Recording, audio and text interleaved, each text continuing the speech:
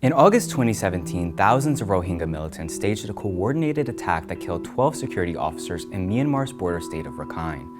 The attack sparked a bloody and brutal crackdown by the Burmese military on the Rohingya people in Myanmar.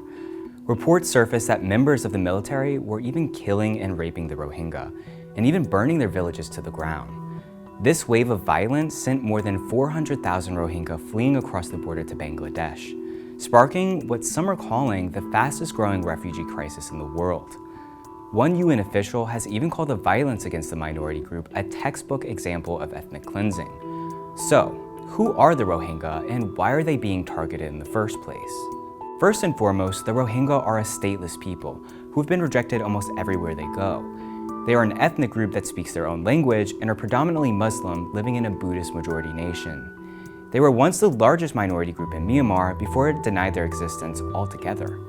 Myanmar officially recognizes 135 ethnic groups within its borders, but the Rohingya aren't one of them. The government of Myanmar denies them citizenship and have even banned the word Rohingya itself, preferring to call them Bengalis because of the similarities in their language to people from Bangladesh.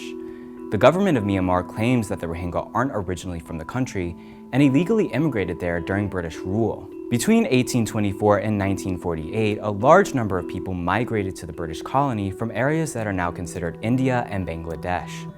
But according to historians, the minority group's heritage can actually be traced back centuries to the ancient Arakan dynasty, which was located where Rakhine is now. The tension between the Rohingya and the Burmese goes all the way back to World War II, when they took different sides in the war.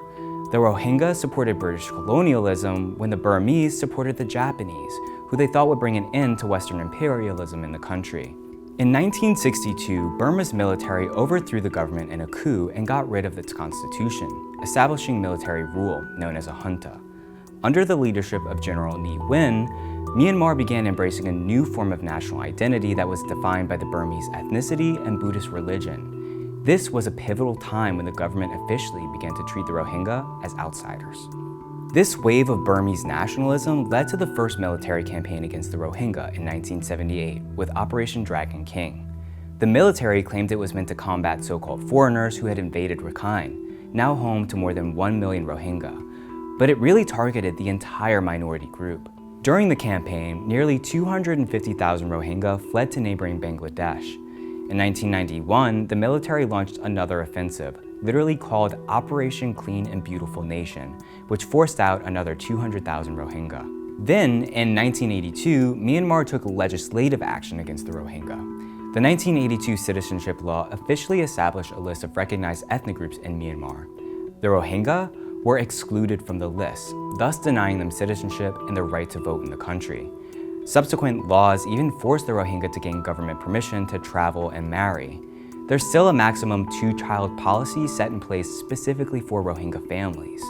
Since then, there have been numerous assaults by the government of Myanmar against the Rohingya. The only thing that's different between those and the current assault is that the world is paying attention. Despite this, Myanmar's Nobel Prize-winning leader Aung San Suu Kyi's response has ranged from slow at best to outright denial that it's even happening.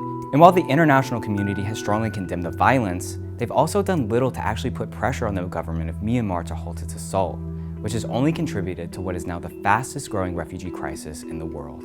In 1989, Burma changed its name to Myanmar. However, many people still use both names today.